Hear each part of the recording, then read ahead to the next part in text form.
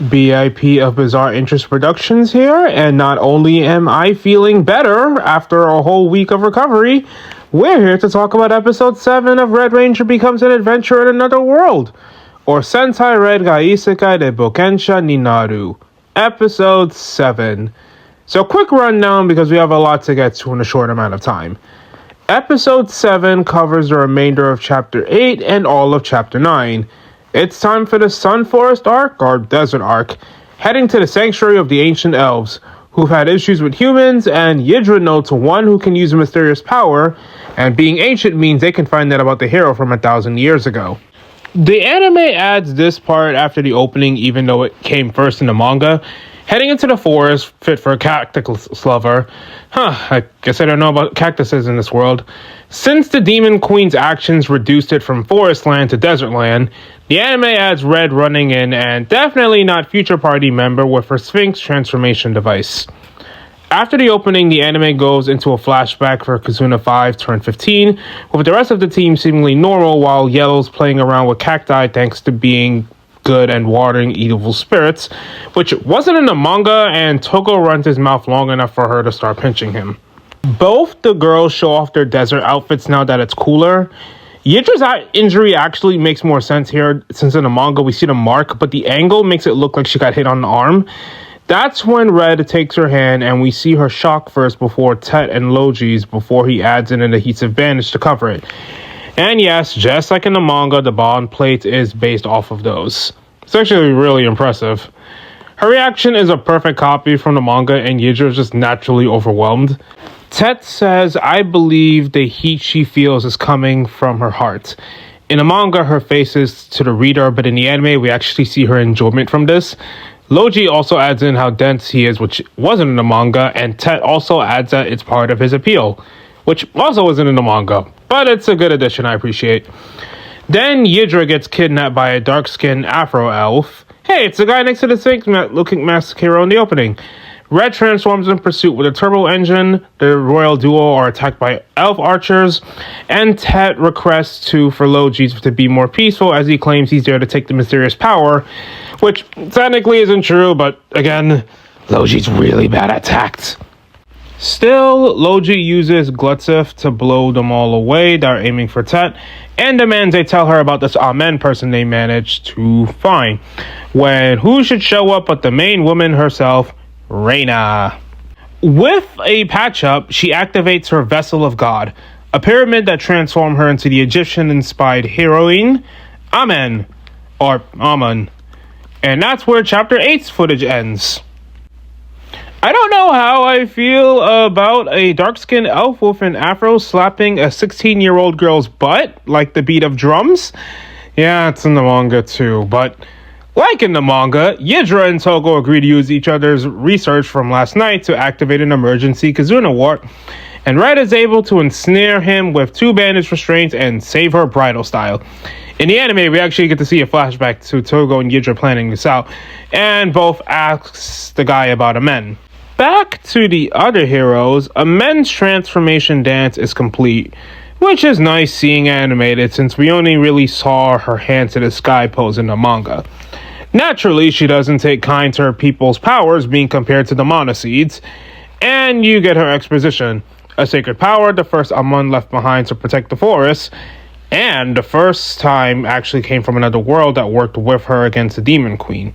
So she's the 7th in line for that type of power. Neat. Logi tries dealing with the kick barrage, wrongly assuming she's got a giant robot. Yeah, we'll talk about the Kamen Rider elements at the end there. And he tries to absorb her mana. Refusing to fall for that again, Amen does a form change into a scarab beetle form to use a scarlet ball of fire. Logi blocks with Drag Raft, fleeing with Tetalina. But Amen chases after them with a falcon form and combat blaze, and the animation picks up a lot with that scene. It's so clean and fresh. Logi uses Envine to block, but she knocks him down to the ground. Refusing to give in, Logi activates Les Noir, a play on Last Noir, Lust in Black, creating a dark spinning lance as Amen decides to go for a rider kick using a Sphinx Spirit Coffin. Both attacks are about to collide in a really impressive shot, mind you. When Red's Maximum Kazuna Kaiser jumps in between them to stop the fighting, revealing Afro Man had the bond to join them. If you're wondering why I'm calling him Afro Man, well, they didn't exactly give him a name in the manga, and until next episode, I doubt they're going to give him one in the anime.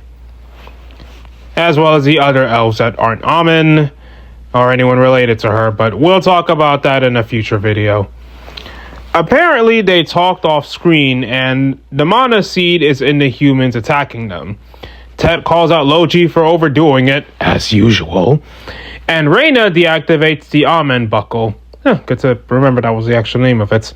And Reina and her people get on their knees, apologizing to Togo, and asking the Red Warrior of Legends to help save their town. Prophecy, huh? I wonder if that has anything to do with both of them. So we see the town of Luxem. I don't know how I feel about living in houses made out of cactuses, other than the fact that, hey, that's actually kind of funny. I know at least one Beyblade character that would be into that. Amen introduces herself, and Logi and Tet are surprised by the change in behavior. She explains that as a battle persona, it's a means to help hide her shyness.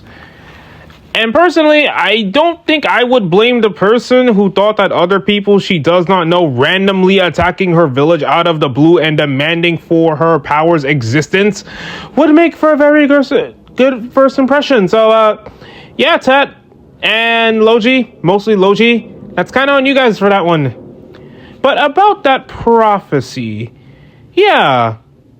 About 1,000 years ago, a Red Warrior from another world was told he would stop a danger from a great disaster if it was approaching the forest, which was said by the same prophet who traveled with the hero 1,000 years ago.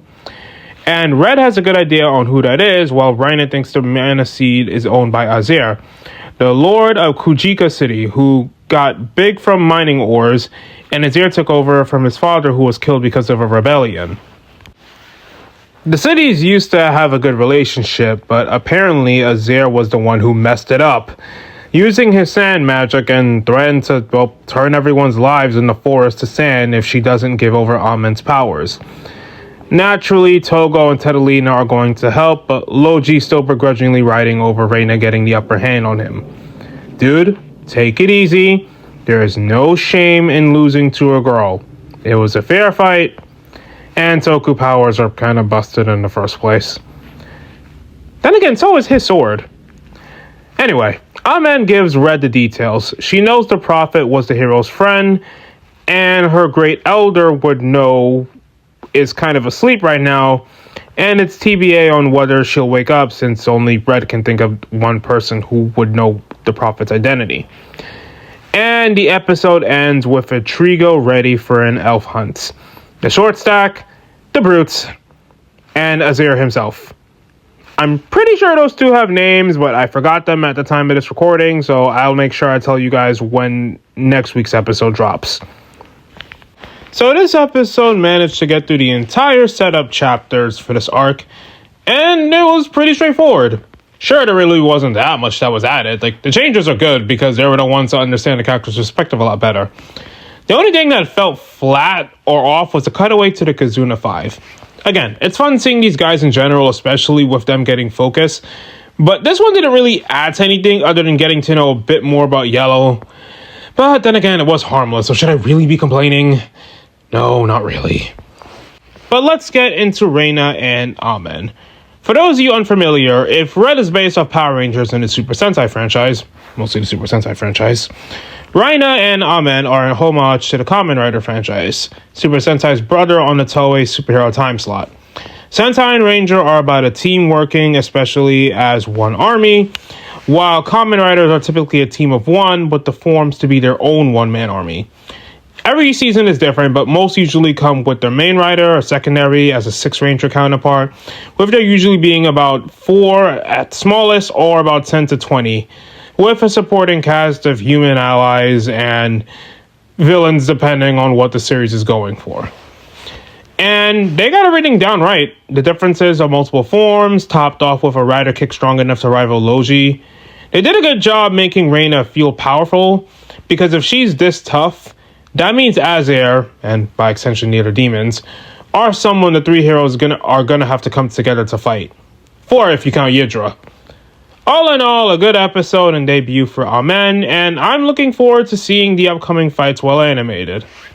So, BIP of Bizarre Interest Productions, once again, signing off.